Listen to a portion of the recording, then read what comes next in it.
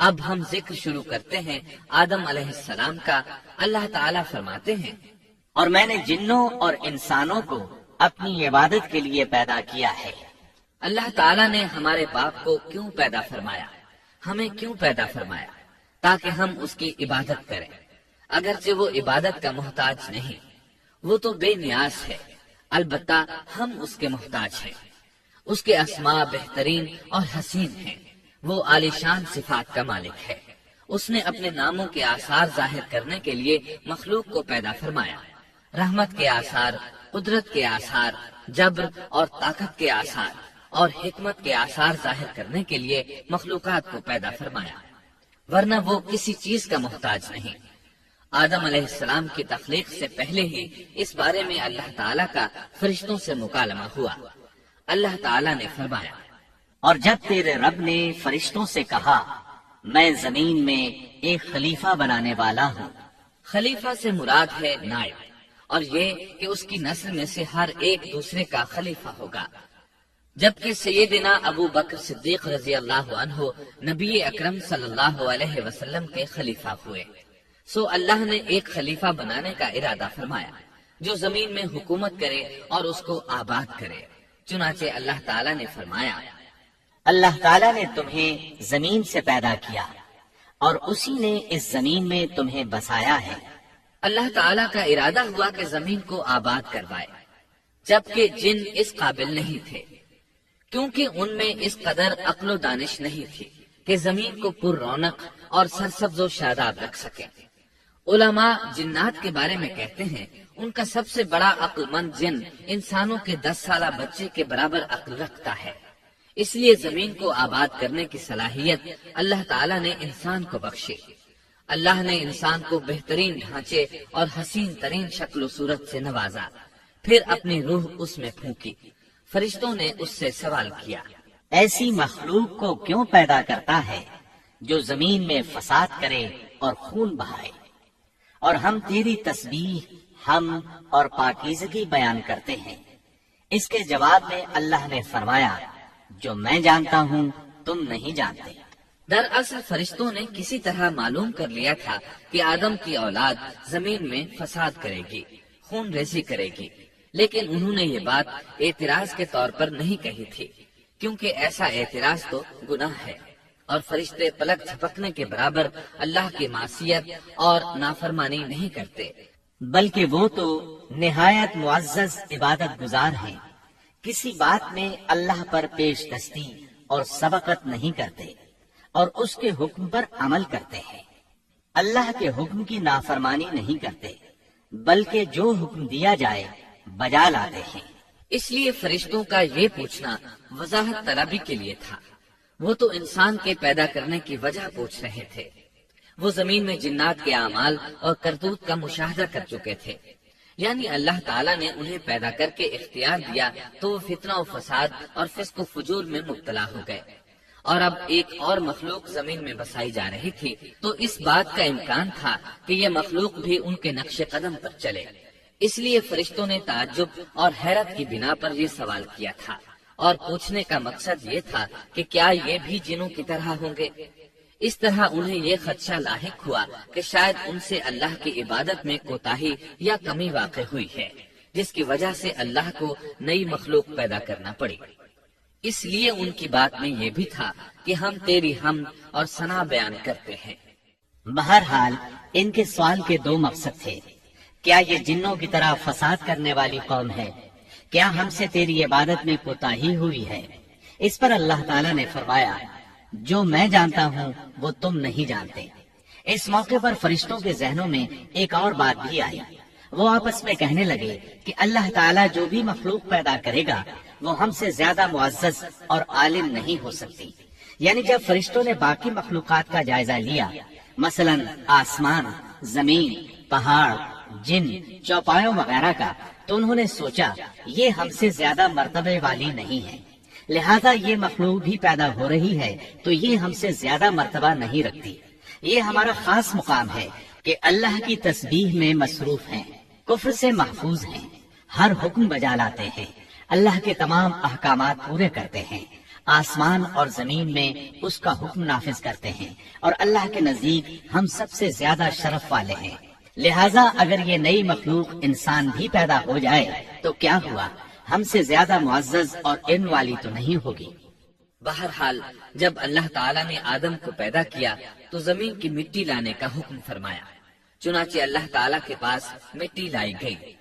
امام ترمذی، ابن حبان اور امام احمد رحمت اللہ علیہ نے ایک حدیث بیان کی ہے جس کے الفاظ کچھ یوں ہیں: اللہ تعالیٰ نے آدم علیہ السلام کو مٹی کی ایک مٹھی سے پیدا فرمایا۔ اس مٹی کو اللہ تعالیٰ نے پوری زمین سے اٹھوایا تھا۔ یہی وجہ ہے کہ آدم کی اولاد زمین کے لحاظ سے ہی ظہور پذیر ہوئی۔ بعض سرخ رنگ کے ہیں تو بعض سیاہ اور بعض سفید، اور کچھ اس کے درمیان میں ہیں۔ بعض نیک ہیں، بعض خبیث، اور کچھ پاکیزہ قسم کے ہیں۔ انسان کی تخلیق مٹی سے شروع ہوئی۔ اس مٹی کو پانی سے تر کیا گیا تو یہ طین بن گئی۔ اسی وجہ سے قرآن مجید کی بعض آیات میں تراب کا لفظ آیا ہے۔ تراب خشک مٹی کو کہتے ہیں، اور بعض آیات میں طین کا لفظ آیا ہے۔ طین تر اور بھیگی مٹی کو کہتے ہیں۔ اللہ تعالیٰ فرماتے ہیں خلقہ من تراب، یعنی آدم کو تراب سے پیدا کیا گیا۔ مٹی کی عام حالت کو تراب کہتے ہیں، اور فرمایا جب آپ کے رب نے فرشتوں سے کہا کہ میں مٹی سے بشر کو پیدا کرنے والا ہوں، جب اس مٹی کو پانی سے زیادہ بھگویا گیا تو وہ لیسدار ہونا شروع ہو گئی۔ اسی لیے اللہ تعالیٰ نے فرمایا ہم نے انسان کو لیسدار اور چپکنے والی مٹی سے پیدا کیا۔ پھر اللہ تعالیٰ نے اپنے مبارک ہاتھوں سے انسان کا ڈھانچہ تیار کیا۔ اللہ نے فرمایا خلقت بیدی، میں نے اپنے دونوں ہاتھوں سے پیدا کیا۔ اللہ تعالیٰ نے انسان کی خلقت فرشتوں کے سپرد نہ کی، بلکہ بذات خود اسے تخلیق کے مراحل سے گزارا اور اپنے ہاتھوں سے اس کی تصویر کشی کی۔ اللہ نے انسان کو پہلے ایک مورتی کی صورت میں ڈھالا، اس کے بعد ایک مقررہ مدت تک چھوڑے رکھا، یہاں تک کہ گیلی مٹی خشک ہو گئی اور اس کا رنگ سیاہ ہو گیا، بدبو آنے لگی۔ پھر وہ کھنکھناتی مٹی میں بدل گئی اور آخرکار آگ پر پکی ہوئی مٹی یعنی فخار ٹھیکری کی صورت اختیار کر گئی، جس سے مٹکے وغیرہ تیار کیے جاتے ہیں۔ سیاہ مٹی کو ہماون کہتے ہیں اور بدبودار کو مسنون کہتے ہیں، اور کھنکھنا کر بولنے والی مٹی کو سلسال کہتے ہیں، اور ٹھیکری کی طرح کی مٹی کو الفخار کہتے ہیں۔ مختلف آیات میں یہ الفاظ وارد ہوئے ہیں۔ اور یقیناً ہم نے انسان کو کھنکھناتی خشک مٹی سے پیدا کیا جو کہ بدبودار اور سیاہ گارے سے خشک ہوئی تھی۔ اور فرمایا اللہ نے انسان کو کھنکھناتی مٹی سے پیدا کیا جو کہ ٹھیکری کی طرح تھی۔ ان تمام آیات کریمہ میں کوئی تناقض، تعارض اور اختلاف نہیں، اس لیے کہ ان مختلف آیات میں انسان کو اس کی تخلیق کے مختلف مراحل کی یاد دہانی کرائی گئی ہے۔ خلاصہ کلام یہ ہوا کہ تخلیق کے عمل کا پہلا مرحلہ تراب تھا، یعنی عام حالت والی خشک مٹی، پھر طین یعنی بھگوئی ہوئی مٹی، پھر لیسدار مٹی یعنی سلسال، پھر ٹھیکری کی طرح کی مٹی یعنی فخار۔ اور یہ کام جمعے کی آخری گھڑی میں کیا گیا، اور یہ دن اللہ کے لحاظ سے شمار ہونے والے دنوں میں سے ہمارے دنوں کی طرح نہ تھا۔ ہمارے اور اللہ کے دن مختلف ہیں۔ تخلیق آدم دراصل اللہ کا کرشمہ ہے۔ انسانوں کو ایک صورت عطا کی گئی۔ اس مرحلے کا تذکرہ بخاری اور مسند احمد کی ایک روایت میں ہے۔ اللہ نے آدم کو پیدا کیا اور ان کا قد 60 ہاتھ یا 60 میٹر لمبا تھا۔ تمام جنتی لوگ اس قد آدم کے ساتھ جنت میں داخل ہوں گے، اور اس وقت سے لے کر آج تک مخلوق کا قد کم ہوتا چلا آ رہا ہے۔ بعد والے لوگ گزشتہ زمانے کے لوگوں سے ہمیشہ چھوٹے قد کے ہوتے چلے آ رہے ہیں۔ بہرحال سب سے پہلے اور سب سے لمبے انسان آدم علیہ السلام تھے۔ امام احمد نے منفرد طور پر ایک روایت بیان کی ہے۔ اس میں رسول اکرم صلی اللہ علیہ وسلم نے آدم علیہ السلام کی لمبائی 60 ہاتھ یعنی 60 میٹر اور چوڑائی 7 ہاتھ بیان فرمائی ہے۔ سبحان اللہ، سیدنا آدم کس قدر ضخیم اور عظیم مخلوق تھے، صحیح مسلم اور مسند احمد کی روایت میں ہے۔ اللہ نے آدم کو پیدا کیا تو اسے اپنی منشا کے مطابق کچھ عرصہ ڈھانچے کی صورت میں چھوڑے رکھا۔ ابلیس اس کے ارد گرد چکر لگانے لگا۔ اس نے دیکھا کہ وہ پیٹ والا ہے۔ وہ سمجھ گیا کہ یہ مخلوق اپنے آپ پر کنٹرول نہیں کر سکے گی۔ اس حدیث سے معلوم ہوتا ہے کہ انسانوں کی طرح جنات کا پیٹ نہیں ہے، صرف انسان ایسا ہے جس کا اندر والا حصہ کھوکھلا ہے۔ بہرحال اللہ نے انسان کو اس شکل و صورت میں پیدا فرمایا۔ احادیث مبارکہ میں آدم علیہ السلام اور ابلیس ملعون کا قصہ تفصیل سے بھی موجود ہے اور مختصر بھی۔ مثلا تفسیر تبری میں سیدنا عبداللہ بن عباس رضی اللہ عنہما سے روایت ہے، اللہ تعالیٰ نے آدم علیہ السلام کی مٹی کا حکم دیا، مٹی لائی گئی۔ اللہ تعالیٰ نے آدم علیہ السلام کو لیسدار اور بدبودار سیاہ مٹی سے پیدا فرمایا، اور یہ کام اللہ نے اپنے مبارک ہاتھوں سے کیا۔ آدم 40 راتیں مجسمے کی صورت میں پڑے رہے، جسم موجود تھا لیکن روح نہیں تھی۔ ابلیس آتا، اس ڈھانچے کو ٹھوکر لگاتا تو جسم سے ایسی آواز نکلتی جیسے خالی مٹکے پر ہاتھ مارنے سے نکلتی ہے۔ اسی لیے اللہ نے بھی فرمایا ہے کہ وہ کھن کھناتی مٹی سے پیدا کیے گئے۔ آدم علیہ السلام میں روح ڈالنے سے پہلے ایک مرتبہ فرشتوں کا ان کے پاس سے گزر ہوا تو وہ کچھ گھبرا سے گئے۔ ابلیس کو تو بہت زیادہ گھبراہٹ کا سامنا کرنا پڑا۔ وہ گزرتے ہوئے ٹھوکر مارتا اور کہتا، تجھے کسی خاص مقصد کے لیے پیدا کیا گیا ہے۔ یہ کہہ کر وہ آدم کے منہ میں داخل ہو جاتا اور کمر کے راستے باہر آ جاتا اور فرشتوں سے مخاطب ہو کر کہتا، اس سے گھبرانے کی کوئی ضرورت نہیں۔ اگر مجھے اس پر مسلط کر دیا گیا تو میں یقیناً اسے ہلاکت میں ڈال دوں گا، اور اگر اسے مجھ پر مسلط کر دیا گیا تو بلا شبہ میں اس کی نافرمانی کروں گا۔ اندازہ کیجئے وہ تعجب کر رہا ہے کہ انہیں کیوں پیدا کیا گیا ہے۔ اس کی آدم علیہ السلام سے دشمنی کس قدر پرانی ہے، گویا ابتدا ہی سے یہ عداوت پر ڈٹ گیا تھا۔ بہرحال اللہ نے آدم میں روح پھونکی۔ اس مضمون کو قرآن مجید میں جا بجا ذکر کیا گیا ہے۔ اللہ تعالیٰ فرماتے ہیں، جب میں اس کو ٹھیک ٹھاک کر لوں اور اس میں اپنی روح پھونک دوں تو تم سب اس کے سامنے سجدے میں گر پڑنا۔ ایک اور جگہ فرمایا، اللہ تعالیٰ کے نزدیک عیسیٰ علیہ السلام کی مثال ہو بہو آدم علیہ السلام کی مثال ہے۔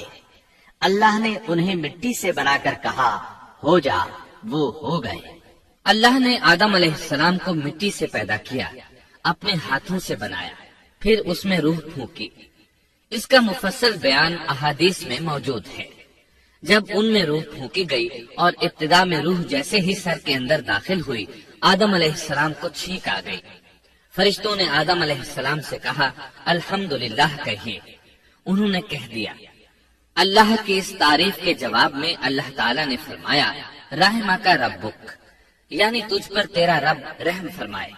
سبحان اللہ، اللہ ذوالجلال والاکرام نے آدم علیہ السلام میں روح مکمل ہونے سے پہلے ہی انہیں اپنی رحمت سے سرفراز فرما دیا۔ بہرحال جب روح ان کی آنکھوں میں داخل ہوئی اور انہوں نے جنت کے پھلوں کو دیکھا تو ان میں غور و فکر کرنے لگے۔ جب روح پیٹ میں داخل ہوئی تو کھانے کی طلب محسوس ہوئی۔ ابھی روح ٹانگوں تک پہنچی نہیں اور کھانے کی خواہش پہلے ہی محسوس ہونے لگی۔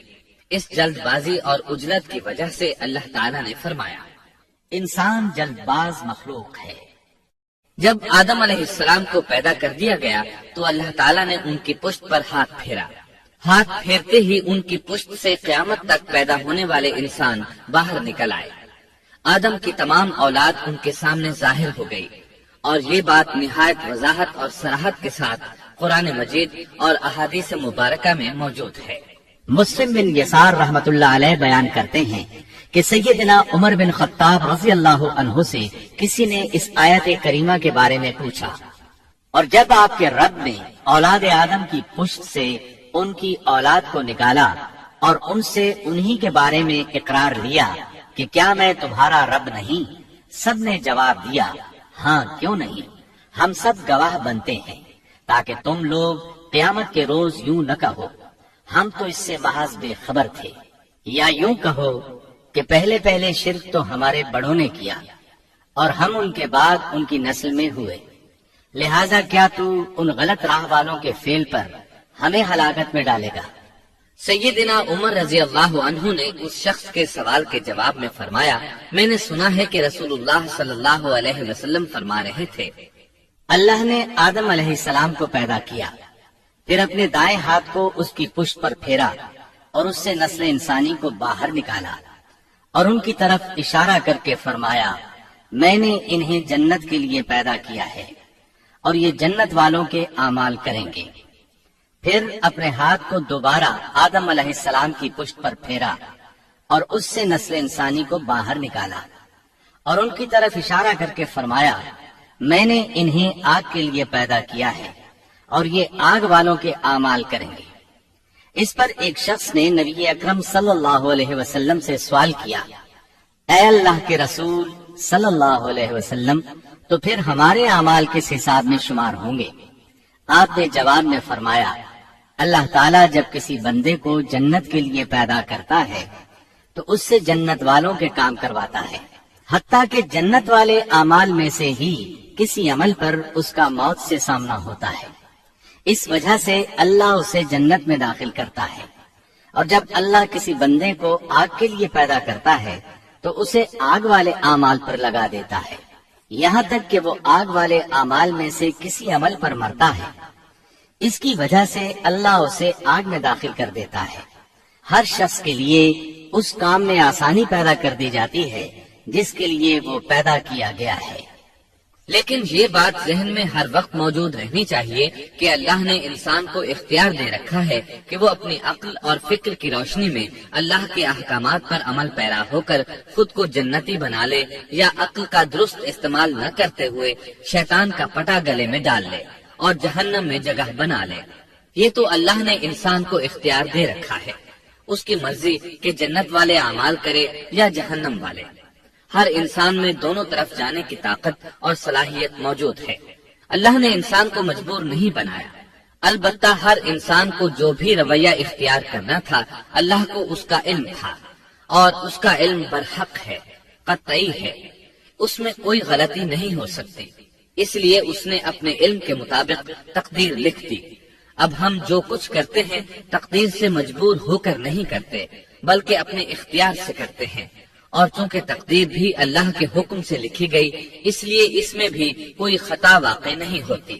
لہذا تقدیر کا یہ مطلب نہیں کہ انسان تقدیر کی بنا پر ہدایت ماننے یا نہ ماننے پر مجبور ہے، ایسی بات قطعاً نہیں۔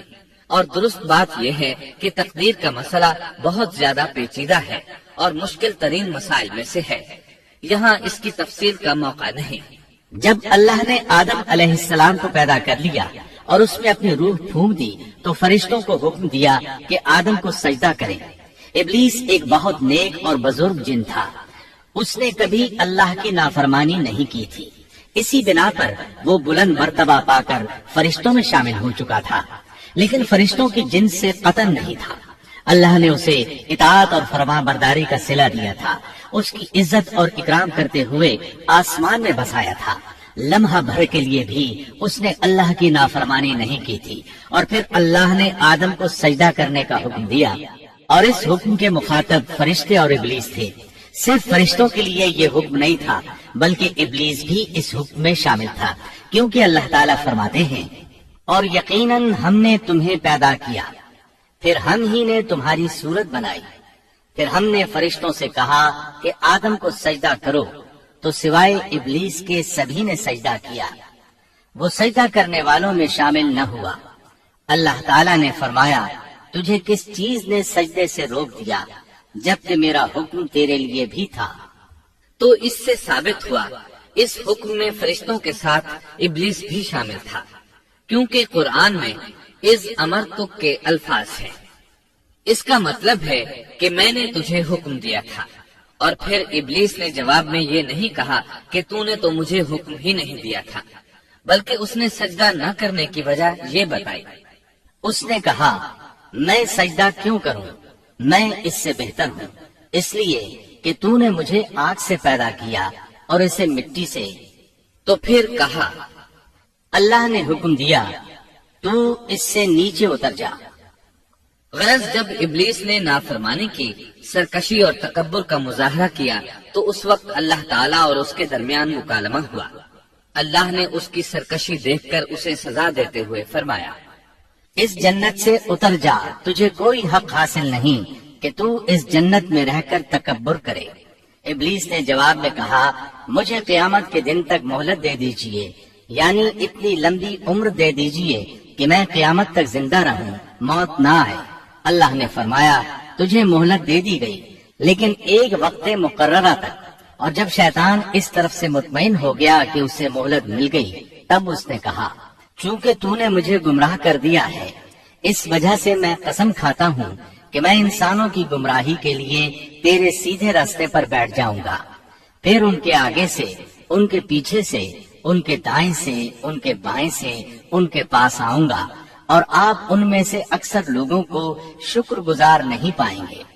اللہ تعالیٰ نے شیطان کا رد کرتے ہوئے فرمایا، یہاں سے ذلیل و خوار ہو کر نکل جا۔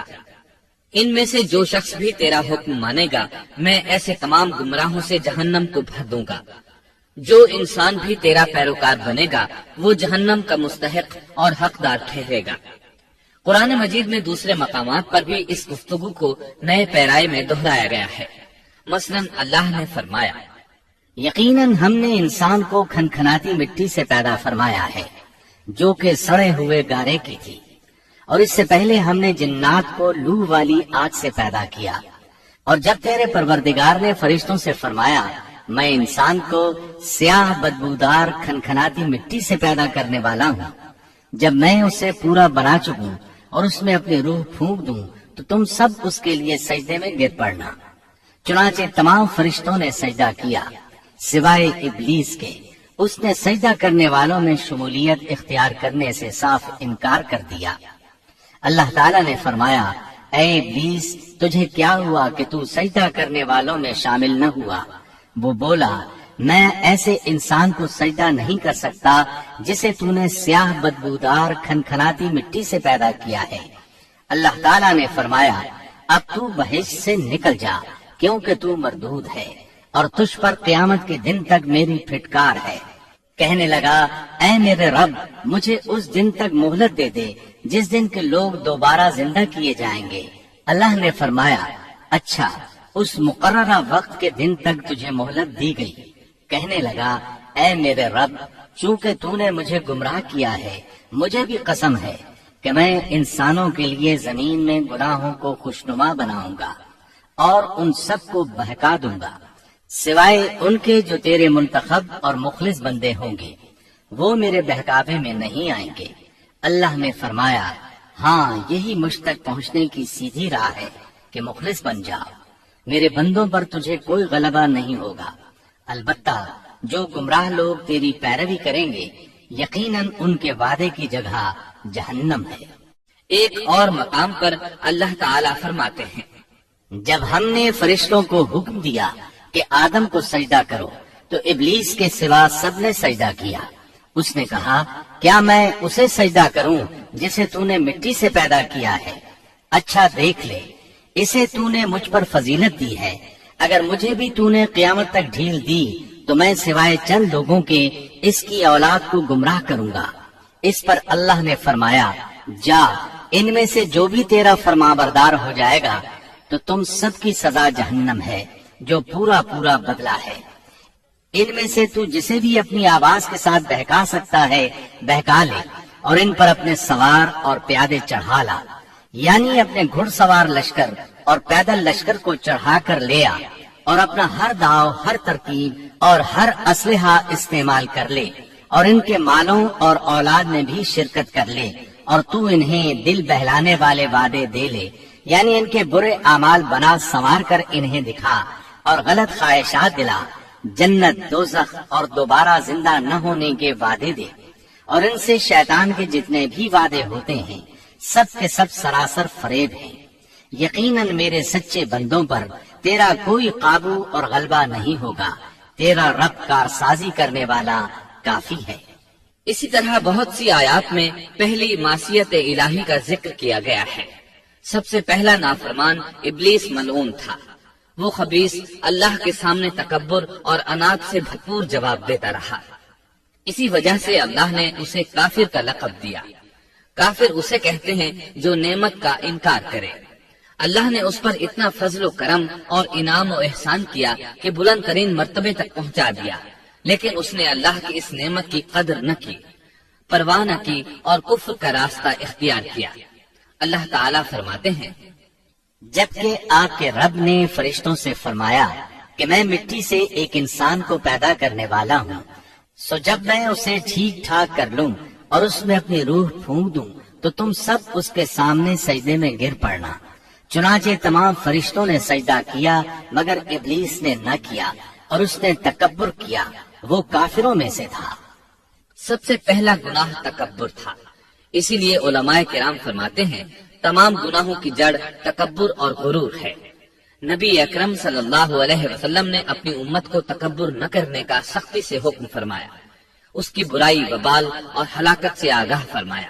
آپ نے فرمایا، اللہ اس شخص کی طرف رحمت سے دیکھے گا بھی نہیں جس نے تکبر کی بنا پر کپڑا ٹخنوں سے نیچے لٹکایا۔ اس کے علاوہ نبی صلی اللہ علیہ وسلم نے تو مطلقاً فرما دیا، وہ شخص جنت میں داخل ہونے کے قابل نہیں جس کے دل میں ذرہ برابر بھی تکبر ہے۔ جو شخص اپنے کپڑے، اپنے مکان اور اپنے قبیلے پر فخر کرتا ہے اس سے اللہ کی رحمت اٹھ جاتی ہے۔ اسی لیے نبی صلی اللہ علیہ وسلم نے جب اپنے صحابہ کرام کو دیکھا کہ مہاجر صحابی انصار صحابہ کے خلاف اور انصاری صحابی مہاجرین صحابہ کے خلاف آواز لگا رہے ہیں تو آپ نے فرمایا، اس جاہلیت والی پکار کو چھوڑو، یہ بہت بدبودار ہے۔ برادری کی بنیاد پر لڑنا، باہم فخر کرنا برے نتائج کا ذریعہ ہے۔ گناہوں کی بنیاد بھی تکبر ہے۔ اس لیے ہر مومن کو چاہیے کہ اپنے نوکر، خادم، ملازم یا کسی بھی مسکین پر کبھی بھی فخر و غرور کا اظہار نہ کرے، کیونکہ یہی اللہ کی سب سے پہلی نافرمانی وجود میں آئی تھی۔ تکبر کا یہ ذکر ضمناً آ گیا۔ ہم پھر اپنے موضوع کی طرف لوٹتے ہیں۔ اللہ نے آدم علیہ السلام کو پیدا کیا اور انہیں عالم بنا کر ہی تخلیق کیا، یعنی جب وہ پیدا ہوئے تو جاہل نہیں تھے۔ اللہ نے آدم علیہ السلام کو فرشتوں سے بھی بڑا عالم بنا کر پیدا فرمایا۔ بے شمار احادیث میں آدم علیہ السلام کی ابتدا اور ان کے علم کا ذکر موجود ہے۔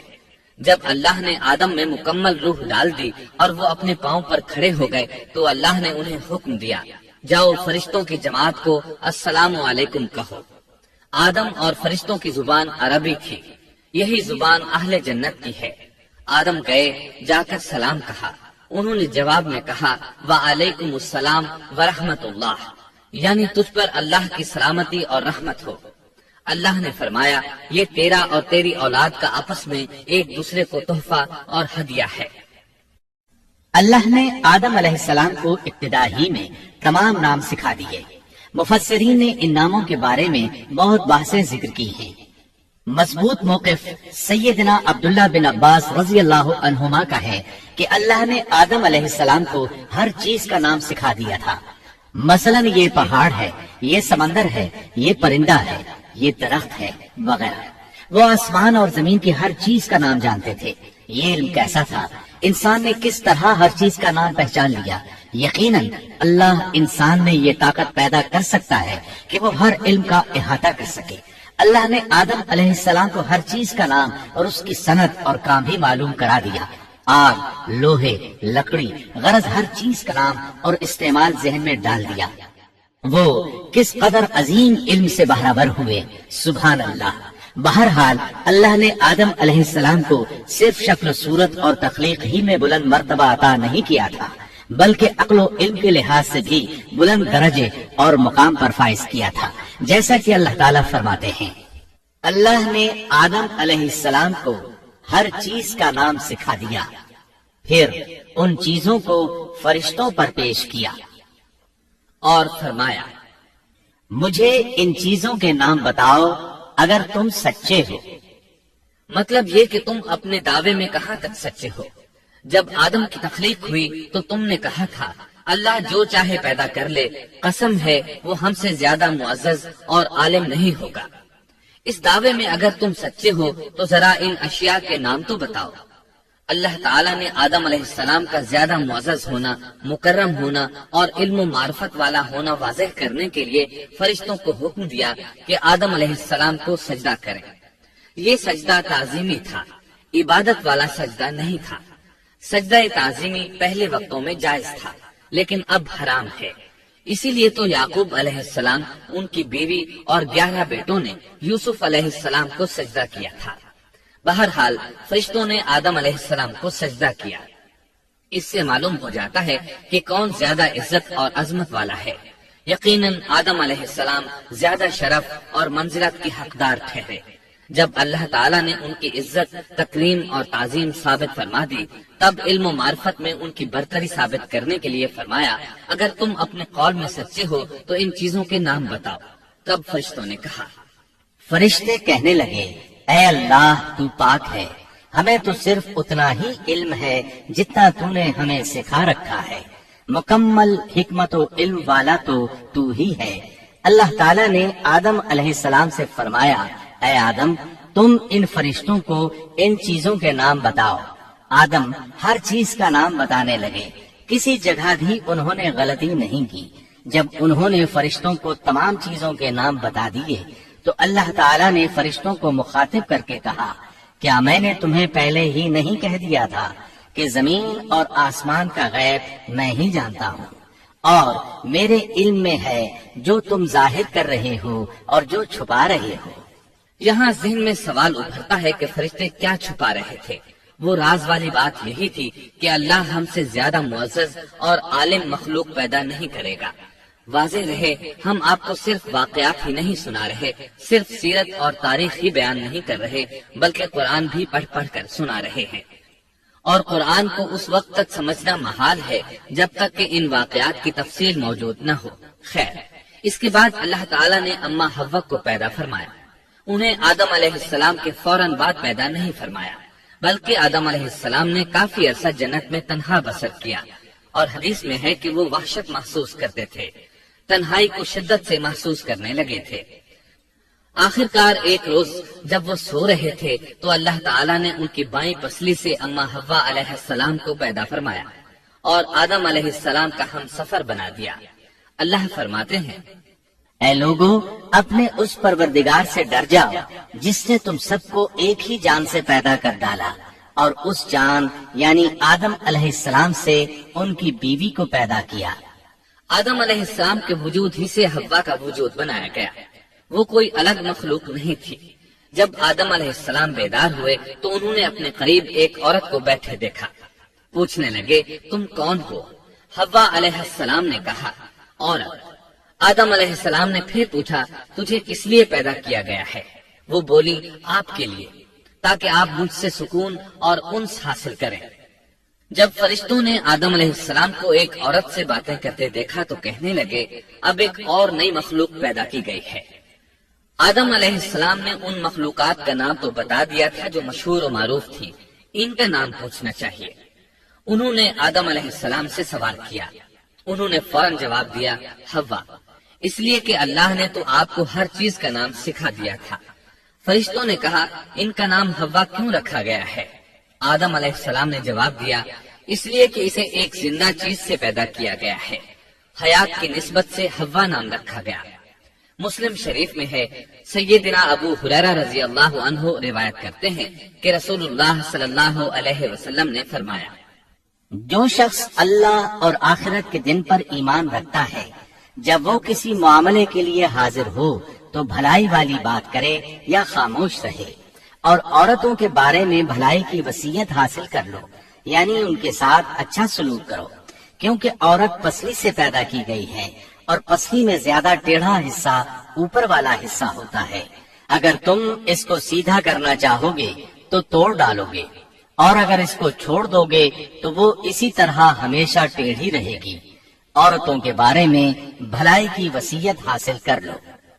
مطلب یہ کہ اسی حالت میں گزر بسر کرو، عورتوں کے بارے میں بھلائی کی وصیت حاصل کر لو۔ اس حدیث کا مطلب یہ ہے کہ عورتوں پر جبر کر کے زبردستی ان کی طبیعت کو بدلا نہیں جا سکتا، اور عورت ذات کو نہایت نرمی اور پیار سے رکھو۔ ان کی طبیعتوں میں ٹیڑھا پن ہے، وہ کبھی جذبات سے مغلوب ہو جاتی ہے اور عقل کھو بیٹھتی ہے۔ اگر کوئی اسے سیدھا کرنا چاہے تو اس سے لا تعلقی، دوری اور طلاق کی نوبت آ جائے گی۔ اگر اسے چھوڑ دو گے تو ٹیڑھا پن برقرار رہے گا۔ مرد کو بہت حوصلے سے اس صورتحال کو سنبھالنا چاہیے۔ احادیث میں سیدنا ابراہیم علیہ السلام کی زوجہ سیدہ سارہ علیہ السلام کا قصہ موجود ہے۔ وہ حوا علیہ السلام کے بعد کائنات کی سب سے زیادہ خوبصورت عورت تھی۔ احادیث سے یہ اشارہ ملتا ہے کہ حوا علیہ السلام ابتدائے انسانیت سے لے کر قیامت تک پیدا ہونے والی تمام عورتوں میں خوبصورت تھی۔ اب ابلیس لگا اپنے وسوسے شروع کرنے۔ آدم اور حوا علیہ السلام دونوں اللہ کے حکم سے جنت میں تھے کہ شیطان نے انہیں پھسلانے کی کوشش شروع کر دی۔ اللہ تعالیٰ فرماتے ہیں، اور ہم نے کہہ دیا اے آدم تم اور تمہاری بیوی جنت میں رہو اور جہاں سے چاہو با فراغت کھاؤ۔ جنت بھی کیسی؟ اللہ فرماتے ہیں، وہ جنت کہ جس کی چوڑائی ہی آسمانوں اور زمین کے برابر ہے۔ سو اس جنت میں سے جو چاہو سو کھاؤ، کچھ بھی منع نہیں سوائے ایک درخت کے، چنانچہ ارشاد ہوا، اور ہم نے کہا اے آدم تم اور تمہاری بیوی جنت میں رہو، پھر جس جگہ سے چاہو با فراغت کھاؤ اور اس درخت کے پاس مت جاؤ ورنہ ظالموں میں سے ہو جاؤ گے۔ ایک اور جگہ فرمایا، اور جب ہم نے فرشتوں سے کہا کہ آدم کو سجدہ کرو تو ابلیس کے سوا سب نے سجدہ کیا۔ ابلیس نے انکار کیا تو ہم نے کہا اے آدم یہ تیرا اور تیری بیوی کا دشمن ہے، خیال رکھنا ایسا نہ ہو کہ وہ تم دونوں کو جنت سے نکلوا دے اور تو مصیبت میں پڑ جائے۔ یہاں تو تجھے آرام ہے، نہ تو بھوکا ہے اور نہ ننگا، اور نہ تو یہاں پیاسا ہوتا ہے، نہ دھوپ سے تکلیف اٹھاتا ہے۔ گویا اللہ نے سیدنا آدم علیہ السلام کو وسوسے سے پہلے ہی خبردار کر دیا تھا۔ ان آیات سے یہ بھی پتا چلا کہ انسان سے ابلیس کی عداوت اور دشمنی ابتدا ہی سے چلی آ رہی ہے، اور یہ بھی ثابت ہوا کہ جو لوگ کہتے ہیں کہ انسان ابتدا میں ننگا تھا ان کا قول صحیح نہیں، اس لیے کہ اللہ تعالیٰ نے جنت میں بھی آدم علیہ السلام پر لباس رکھا اور زمین میں بھی لباس نازل کر دیا، جیسا کہ اللہ تعالیٰ فرماتے ہیں، اے آدم کی اولاد ہم نے تم پر لباس کو نازل کیا جو تمہاری شرمگاہوں کو چھپاتا ہے اور زینت کا سبب بھی ہے، اور تقویٰ کا لباس اس سے بھی بہتر ہے۔ لہذا آدم ابتدا میں ننگے نہیں تھے، انہیں تو ننگے پن کا علم ہی نہیں تھا، نہ ہی ان کی بیوی کو برہنہ ہونے کا علم تھا۔ اللہ نے آدم علیہ السلام کو کامل نعمتوں سے نوازا، بھوک نہ پیاس، یہاں تک کہ پیاس کے اسباب سے بھی محفوظ، نہ گرمی اور نہ دھوپ، پھر بے انتہا حسن و جمال، مشقت نہ تکلیف، بدبختی نہ بدقسمتی۔ آدم اور حوا علیہ السلام کے دلوں میں وسوسہ ڈالنے کے بارے میں بھی قرآن نے روشنی ڈالی ہے۔ پھر شیطان نے ان دونوں کے دلوں میں وسوسہ ڈالا۔ یہ وسوسہ اس نے ان دونوں کو طمع دلانے کی صورت میں پورا کیا، اور یہ طمع دلائی کہ اس درخت کو کھانے سے ہمیشگی اور بقا ملتی ہے اور کبھی نہ ختم ہونے والی بادشاہت حاصل ہوتی ہے، اور اس وسوسے کا مقصد یہ تھا تاکہ ان کا پردہ بدن جو ایک دوسرے سے پوشیدہ تھا دونوں کے روبرو بے پردہ کر دے۔ ان کی شرمگاہوں کو ننگا کرنے کے لیے اس نے ایسا کیا۔ وہ دونوں کپڑے میں ملبوس تھے، ستر ڈھانپ رکھا تھا۔ جب انہوں نے اس درخت سے کھایا تو لباس نیچے گر گیا، دونوں برہنہ ہو گئے۔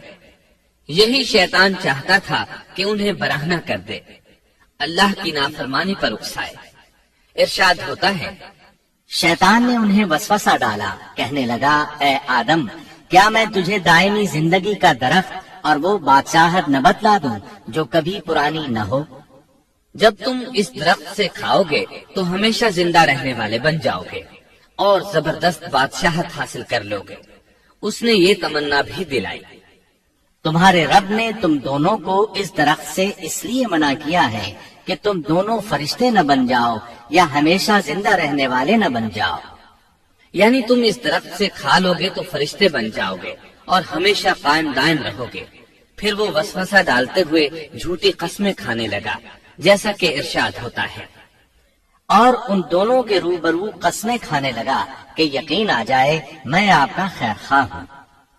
اللہ کی قسم کھانے لگا اور اس وقت سے جھوٹی قسموں کی ابتدا ہوئی۔ اس نے ان دونوں کو فریب دے کر بہکا لیا، جیسا کہ فرمایا فَدَلَّاهُمَا بِغُرُورٍ، یعنی دھوکے سے انہیں پھسلایا، حالانکہ انہیں کسی چیز کی کمی نہیں تھی۔ بھلا وہاں کیا محتاجی ہو سکتی تھی؟ جنت میں سکون سے زندگی بسر کر رہے تھے، جنت سے بڑھ کر کیا چاہیے؟ ہمیشہ کے لیے جنت مل چکی تھی۔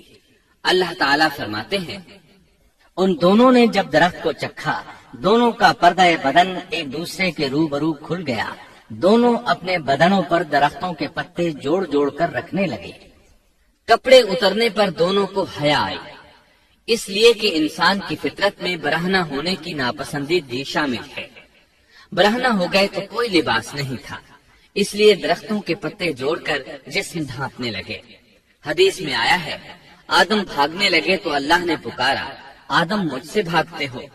آدم بولے، اللہ میں شرم کی بنا پر بھاگ رہا ہوں، اور اس وجہ سے کہ تیرے سامنے برہنہ کیسے رہوں، پھر یہ کہ نافرمانی کا ارتکاب بھی کر چکا ہوں۔ یہاں ایک سوال پیدا ہوتا ہے، دونوں میں سے پہلے کھانے والا کون تھا؟ اس بارے میں راجح قول یہ ہے کہ وہ حوا علیہ السلام تھی۔ انہی نے آدم علیہ السلام کو طمع دلاتے ہوئے اس غلطی پر آمادہ کیا تھا، جیسا کہ بخاری شریف میں نبی اکرم صلی اللہ علیہ وسلم نے فرمایا، اگر حوا نہ ہوتی تو کوئی عورت اپنے خاوند سے خیانت نہ کرتی۔ حوا علیہ السلام نے انہیں غلطی میں مبتلا کیا تھا۔ اگر حوا علیہ السلام نہ ہوتی تو آدم بھی خیانت میں مبتلا نہ ہوتے اور نہ معصیت میں مبتلا ہوتے۔ تب اللہ نے انہیں پکارا، کیا میں نے تم دونوں کو اس درخت سے نہیں روکا تھا؟ اور کیا یہ نہیں کہا تھا کہ شیطان تمہارا کھلا دشمن ہے؟ اب توجہ طلب بات یہ ہے کہ اس موقع پر دونوں نے کیا طرز عمل اختیار کیا۔ کیا وہ دونوں اپنی معصیت پر بضد رہے اور تکبر کرنے لگے، جیسا کہ ابلیس نے سجدہ کرنے سے انکار کیا تھا اور پھر لگا تھا اپنی معصیت پر اصرار کرنے، یا ان دونوں نے توبہ کر لی؟ جی ہاں، دونوں نے توبہ کر لی، جیسا کہ قرآن مجید میں آتا ہے، دونوں نے کہا، اے ہمارے رب، ہم نے اپنا بڑا نقصان کیا، اور اگر تو ہماری مغفرت نہ کرے گا اور ہم پر رحم نہ کرے گا تو واقعی ہم خسارہ پانے والوں میں سے ہو جائیں گے۔ اس قصے میں ایک سوال یہ ذہن میں پیدا ہوتا ہے کہ جب سیدنا آدم علیہ السلام کو ابلیس نے سجدہ نہ کیا تو اللہ تعالیٰ نے اسے مردود بنا کر جنت سے نکال دیا، پھر وہ سیدنا آدم علیہ السلام کو اس درخت کے قریب کس طرح لے گیا جبکہ وہ جنت سے باہر ہو چکا تھا؟ قرآن کریم میں اس بارے میں یہ الفاظ آئے ہیں، پھر شیطان نے ان کے دلوں میں وسوسہ ڈالا۔ یہ وسوسہ اس نے کیسے ڈالا جبکہ وہ جنت سے نکالا جا چکا تھا؟ مفسرین نے اس کے جواب میں لکھا ہے کہ اس نے جنت سے باہر رہ کر یہ وسوسہ ڈالا تھا، جیسے آج کل تار اور بغیر تار کے آواز کو دور دراز علاقوں تک پہنچایا جا سکتا ہے، ایسے ہی شیطان نے اپنی طاقت سے یہ وسوسہ ان کے دلوں تک پہنچایا۔ لگے ہاتھوں ابلیس کی حقیقت بھی سن لیں۔ ابلیس کے لفظی معنی انتہائی مایوس کے ہیں۔ یہ راندہ درگاہ ہونے کے بعد ہمیشہ ہمیشہ کے لیے اللہ کی رحمت سے مایوس ہو گیا تھا، اس لیے اسے یہ لقب ملا، ورنہ روایات کی روح سے اس کا اصل نام عزازیل تھا۔ پہلے یہ جنات میں سے تھا، اپنے رب تعالی کی اطاعت سے نکل کر ابلیس ہوا۔ اس کا علم ناقص تھا، مزاج ناپاک تھا، وہ غرور اور تکبر میں مبتلا ہو گیا تھا۔ یہاں یہ بات بھی ذہن نشین کر لیں کہ انبیاء خطا اور گناہ سے پاک ہوتے ہیں، ان پر اللہ تعالیٰ کی مستقل حفاظت اور نگرانی قائم رہتی ہے۔ اگرچہ انبیاء بھی انسان ہوتے ہیں اور تمام انسانی تقاضے انہیں لاحق ہوتے ہیں، لیکن ان کے عمل اور ارادے میں کسی قسم کی بدی اور شر کا عمل دخل قطعاً نہیں ہوتا۔ ان کا ہر قول اور عمل بلکہ ہر حرکت اور سکون کی حالت بھی انسانیت کے لیے بہترین نمونہ ہوتے ہیں۔ البتہ بشر ہونے کی وجہ سے بھول کا امکان ہوتا ہے، تاہم بھول ہو جانے کی صورت میں انہیں فوراً ہی خبردار کر دیا جاتا ہے۔ بھول ہو جانا بشری طبیعت کا خاصہ ہے۔ اللہ تعالیٰ نے ہر انسان کی فطرت میں یہ چیز رکھی ہے۔ انبیاء سے بھول چوک ہو جانے میں بھی اللہ تعالیٰ کی کئی ایک حکمتیں پوشیدہ ہیں۔ مثلا بہت سی قومیں اپنے نبیوں کے معجزات دیکھ کر ان میں ربوبیت کی صفات کی قائل ہو گئی، یہاں تک کہ بعض قوموں نے اپنے نبیوں کو اللہ یا اللہ کا بیٹا بھی جانا۔ جب انبیاء سے بھول اور لغزشیں ہوئیں تب گویا لوگوں پر یہ واضح کیا گیا کہ یہ الہ نہیں ہے۔ الہ ہوتے تو کس طرح ان سے بھول ہو سکتی تھی۔ اس سے یہ بتانا بھی مقصد تھا کہ انبیاء انسان ہی ہوتے ہیں، کوئی ماورائی مخلوق نہیں ہوتے۔ سیدنا آدم علیہ السلام کے واقعے پر غور کرنے سے یہ حقیقت مزید واضح ہو جاتی ہے کہ سیدنا آدم علیہ السلام کی یہ لغزش گناہ نہیں تھی۔ ممنوع درخت کا پھل کھاتے ہی سیدنا آدم علیہ السلام اور اماں حوا کا لباس اتر گیا تھا۔ اللہ کا حکم ہوا، قال اهبطوا جنت سے اتر جاؤ، تم آپس میں ایک دوسرے کے دشمن ہوگے اور تمہارے واسطے زمین میں رہنے کی جگہ ہے اور ایک وقت تک نفع حاصل کرنا ہے۔ فرمایا تم وہیں زندگی بسر کرو گے اور وہیں مرو گے اور وہیں سے دوبارہ نکالے جاؤ گے۔ قرآن مجید کے دیگر مقامات میں بھی اس قصے کی تفصیل موجود ہے۔ مثلاً فرمایا، اور اس سے قبل ہم نے آدم سے ایک عہد لیا تھا مگر وہ بھول گئے اور ہم نے ان میں کوئی عزم نہیں پایا۔ اللہ تعالیٰ فرماتے ہیں، اور جب ہم نے فرشتوں سے کہا آدم کو سجدہ کرو تو ابلیس کے سوا سب نے سجدہ کیا، اس نے صاف انکار کر دیا۔ تو ہم نے کہا اے آدم، یہ تیرا اور تیری بیوی کا دشمن ہے، خیال رکھنا ایسا نہ ہو وہ تم دونوں کو جنت سے نکلوا دے اور تو مصیبت میں پڑ جائے۔ یہاں تو تجھے یہ آرام ہے کہ نہ تو بھوکا ہوتا ہے اور نہ ننگا، اور نہ تو یہاں پیاسا ہوتا ہے اور نہ دھوپ سے تکلیف اٹھاتا ہے۔ لیکن شیطان نے اسے وسوسے میں ڈال دیا، کہنے لگا میں آپ کو دائمی زندگی کے درخت اور وہ بادشاہت بتلاؤں جو کبھی پرانی نہ ہو۔ چنانچہ ان دونوں نے اس درخت سے کھایا، بس ان کے سطر کھل گئے اور وہ بہشت کے پتے اپنے اوپر چپکانے لگے۔ آدم نے اپنے رب کی نافرمانی کی، بس بہک گیا۔ پھر اس کے رب نے نوازا، اس کی طرف توجہ فرمائی اور اس کی رہنمائی کی۔ حکم ہوا تم دونوں یہاں سے اتر جاؤ، تم آپس میں ایک دوسرے کے دشمن ہو۔ اب تمہارے پاس جب کبھی میری طرف سے ہدایت پہنچے تو جو میری ہدایت کی پیروی کرے نہ تو وہ بہکے گا نہ تکلیف میں پڑے گا، ہاں جو میری یاد سے روگردانی کرے گا اس کی زندگی تنگی میں رہے گی اور بروز قیامت ہم اسے اندھا کر کے اٹھائیں گے۔ آدم علیہ السلام زمین پر اترے اور اپنے رب سے توبہ کے کلمات سیکھ لیے۔ وہ کلمات یہ ہیں، ربنا ظلمنا أنفسنا وإن لم تغفر لنا وترحمنا لنكونن من الخاسرين۔ اے ہمارے رب، ہم نے اپنا نقصان کیا اور اگر تو نے ہم پر مغفرت و رحمت نہ فرمائی تو ہم خسارہ اٹھانے والوں میں سے ہو جائیں گے۔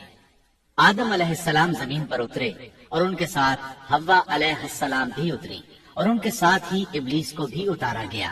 یہ کس جگہ پر اترے اس بارے میں اختلاف پایا جاتا ہے، لیکن ابن عباس رضی اللہ عنہ کی بات راجح محسوس ہوتی ہے کہ آدم علیہ السلام کو ہند میں اور حوا علیہ السلام کو جدے میں اتارا گیا۔ جب آدم علیہ السلام اتر آئے تو حوا علیہ السلام کی تلاش شروع کر دی، زمین میں ان کی تلاش میں سرگرداں ہوئے۔ آخر کار میدان عرفات میں دونوں کی ملاقات ہو گئی۔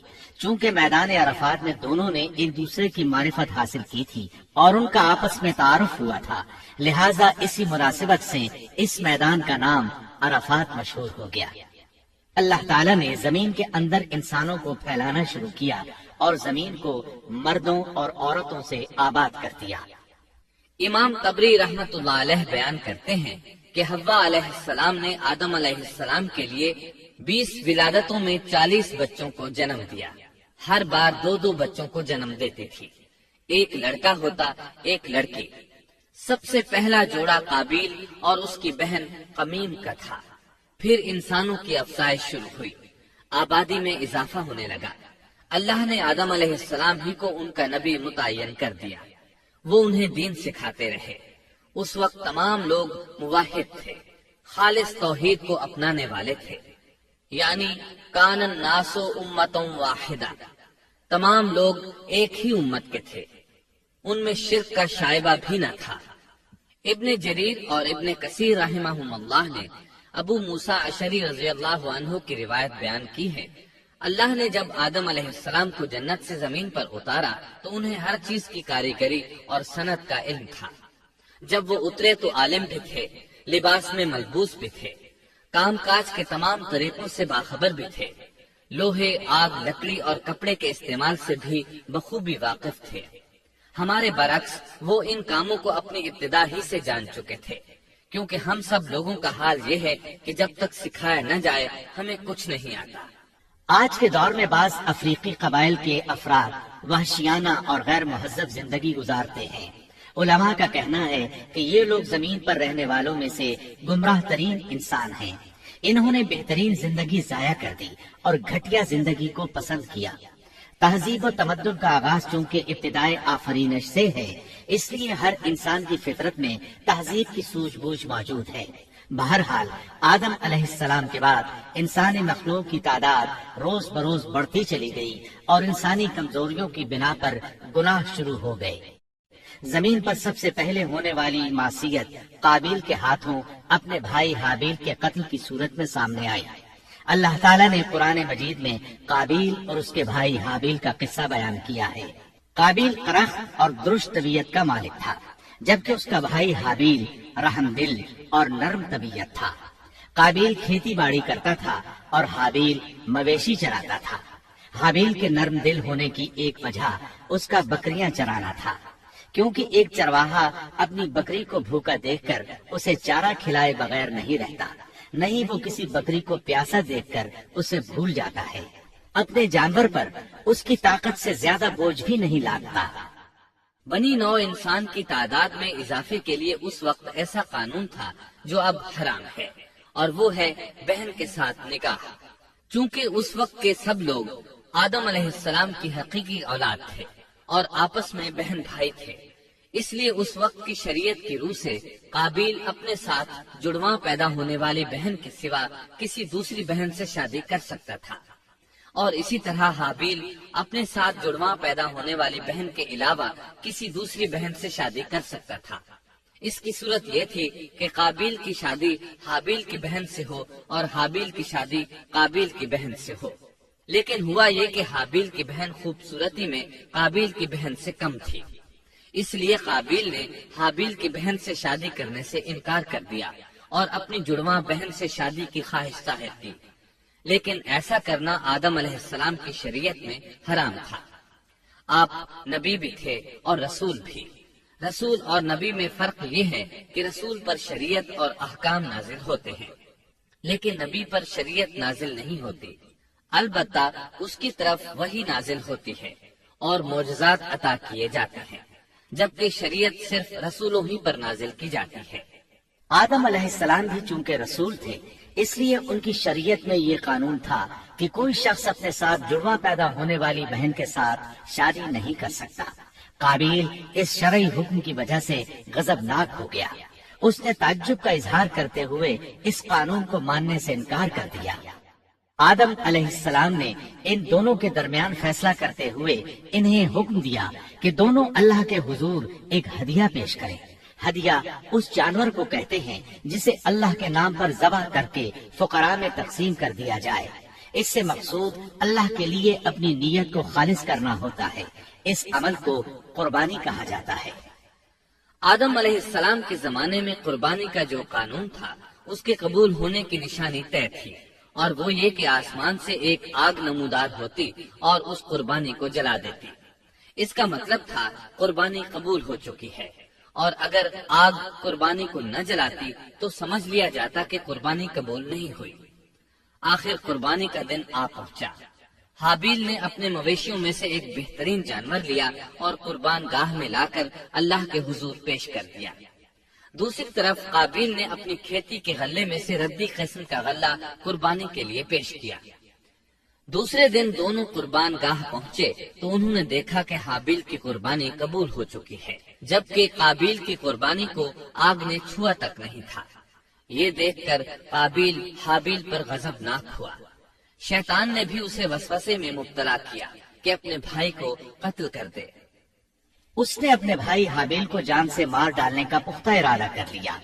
اس وقت تک روئے زمین پر کوئی انسان قتل نہیں ہوا تھا۔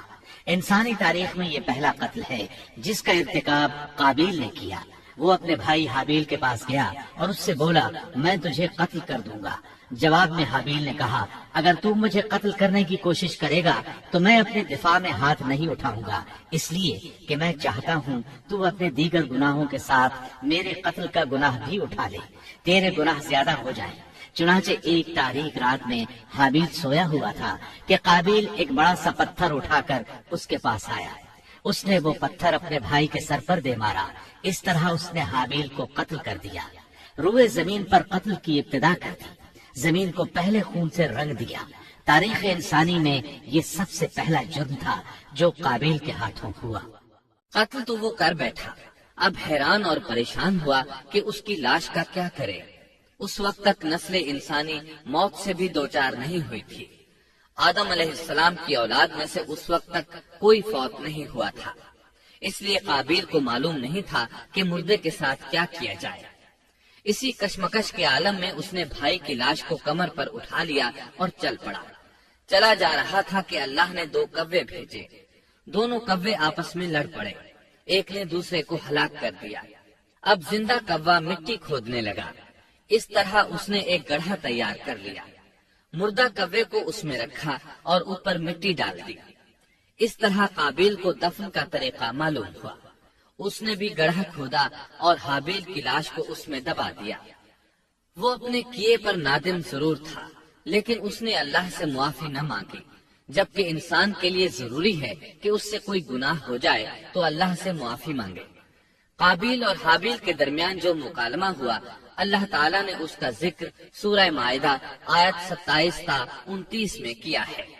اللہ فرماتے ہیں، آدم علیہ السلام کے دونوں بیٹوں کا کھرا کھرا حال بھی انہیں سنا دو۔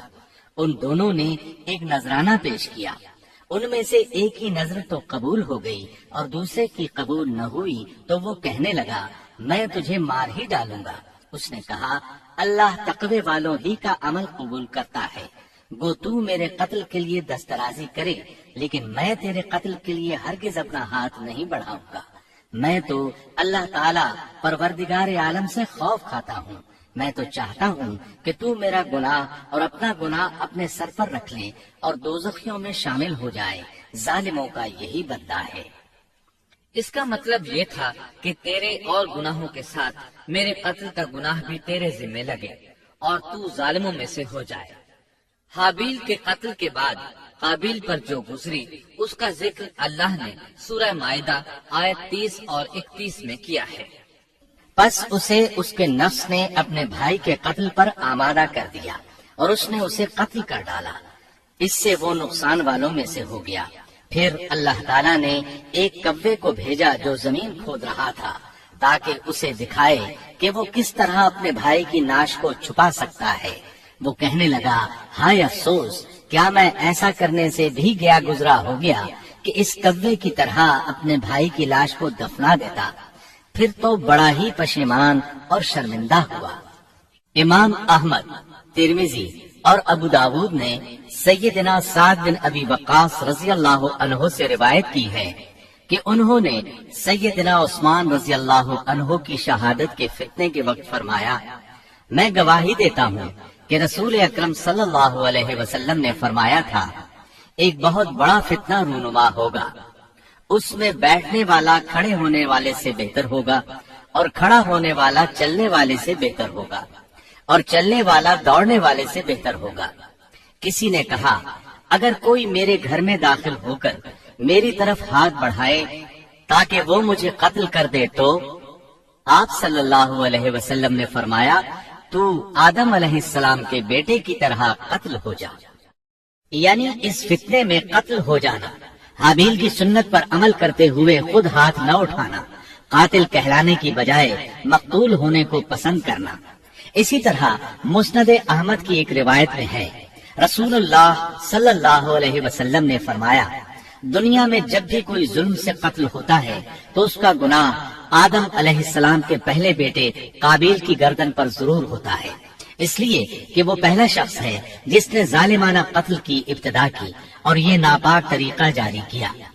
اس حدیث سے اس جرم کی نوعیت کا بخوبی اندازہ ہوتا ہے کہ اللہ تعالیٰ نے اس کو صرف ایک قتل قرار نہیں دیا بلکہ اس کو ایک گھناؤنی حرکت قرار دیا۔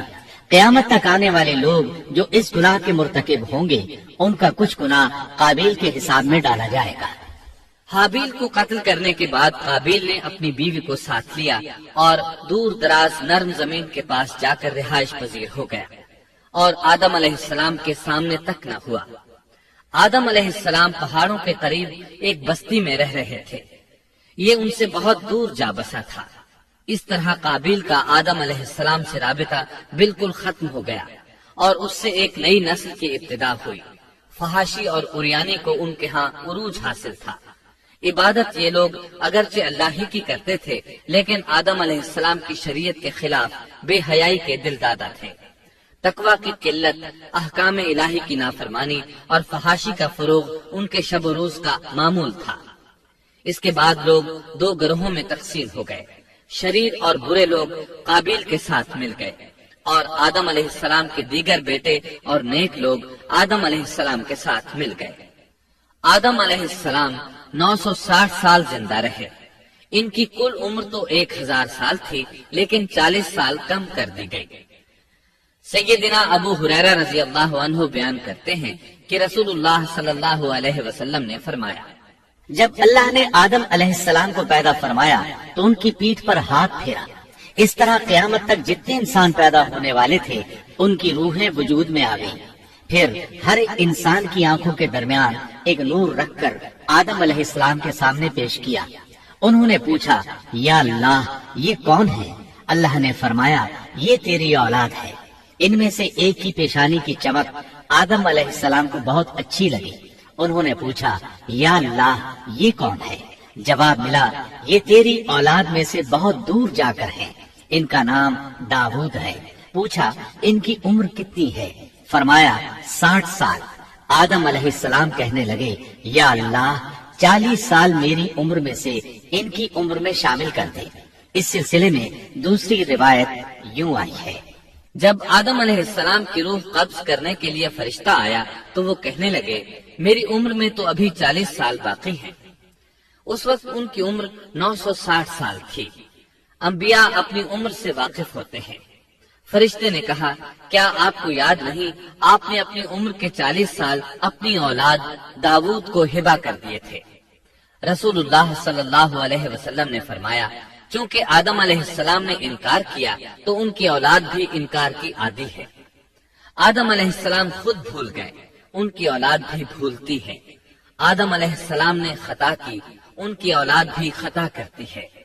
حابیل کے قتل کے بعد اللہ تعالیٰ نے آدم اور حوا علیہ السلام کو اس کا نعم البدل عطا کیا۔ اس کا نام انہوں نے شیس رکھا۔ شیس کا مطلب ہے اللہ کا دیا ہوا تحفہ۔ حابیل کے قتل پر آدم اور حوا علیہ السلام دونوں بہت غمگین ہوئے، اس لیے اللہ نے بدلے میں انہیں شیس علیہ السلام عطا فرمائے۔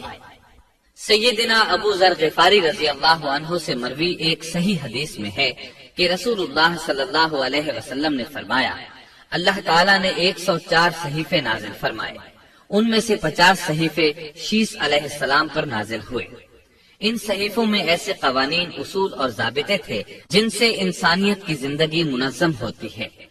شیس علیہ السلام نے آدم علیہ السلام سے علم حاصل کیا، لیکن آدم علیہ السلام کا تمام علم وہ حاصل نہ کر سکے، اس لیے کہ آدم علیہ السلام نے بالمشافہہ اللہ تعالیٰ سے علم حاصل کیا تھا اور بہت سی اشیاء کا علم اللہ تعالیٰ نے انہیں سکھا دیا تھا، اس لیے وہ تمام علماء سے بڑھ کر عالم تھے۔ شیس علیہ السلام نے آدم علیہ السلام سے علوم سیکھ کر لوگوں کو سکھائے۔ لوگوں نے ان سے مختلف علوم، فنون اور پیشے سیکھے۔ انہیں شہروں میں رہنے سہنے کے بارے میں تعلیم دی۔ دن رات کے حسابات سے انہیں آگاہ کیا اور انہیں بتایا کہ کن اوقات میں وہ اللہ کی عبادت کریں اور عبادت کے طریقے انہیں سکھائے۔ احادیث میں اس کی وضاحت ملتی ہے۔ امام احمد رحمت اللہ علیہ بیان کرتے ہیں کہ ابو زمعہ سعدی کہتے ہیں کہ انہوں نے مدینے میں ایک شیخ کو لوگوں سے کلام کرتے دیکھا تو ان کے متعلق پوچھا، یہ کون شخص ہے؟ لوگوں نے بتایا کہ یہ ابی بن کعب رضی اللہ عنہ ہیں، بڑے صحابہ میں ان کا شمار ہوتا ہے، تمام مسلمانوں سے بڑھ کر قرآن اور اس کی تفسیر کے عالم ہیں۔ ابو زمعہ فرماتے ہیں کہ ابی بن کعب رضی اللہ عنہ اس وقت یہ واقعہ بیان کر رہے تھے کہ جب آدم علیہ السلام کی وفات کا وقت قریب آیا تو انہوں نے اپنے بیٹوں سے فرمایا، میرا جنت کے پھل کھانے کو جی چاہتا ہے۔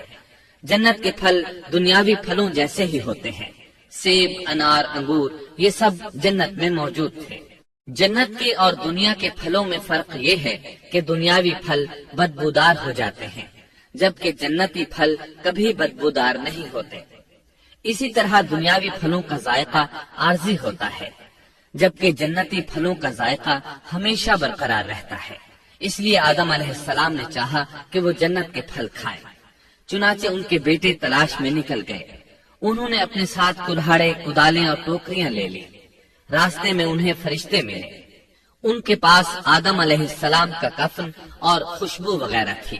انہوں نے پوچھا، آدم کے بیٹو کس چیز کی تلاش میں ہو، کہاں جا رہے ہو؟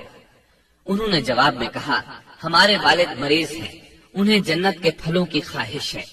فرشتے ان کے سامنے انسانی شکل میں آئے تھے، ان کی بات سن کر بولے، واپس جاؤ، تمہارے والد فوت ہونے کے قریب ہیں، اب ان میں اتنی طاقت نہیں رہی کہ پھل کھا سکیں۔ جب فرشتے آدم علیہ السلام کی روح قبض کرنے کے لیے آئے تو حوا علیہ السلام نے انہیں پہچان لیا۔ وہ بلند آواز سے آدم علیہ السلام کو پکارنے لگی، ان کے ساتھ چمڑ گئیں۔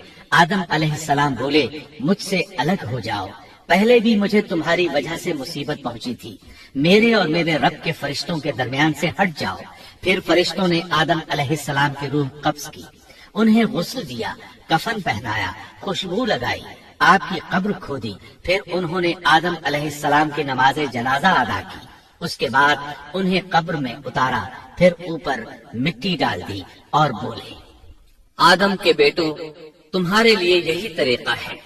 اس وقت تک لوگ کفن دفن کے احکامات سے واقف نہیں تھے، انہیں علم نہ تھا کہ قابیل نے اپنے بھائی کو کیسے دفن کیا تھا، اس لیے فرشتوں کو بھیجا گیا تاکہ تدفین کا طریقہ بتا دیں۔ تو اس طرح انسان کو دفن کرنے کا طریقہ معلوم ہوا جو فرشتے لے کر آئے تھے۔ آدم علیہ السلام نے اپنی 960 سال کی مکمل زندگی میں سوائے اس درخت کا پھل کھانے کے اور کوئی خطا نہیں کی۔ آپ کی وفات کے 1 سال بعد حوا علیہ السلام بھی وفات پا گئی۔ یہ تھا ہمارے باپ سیدنا آدم علیہ السلام کا اسوہ اور سیرت طیبہ کا حال۔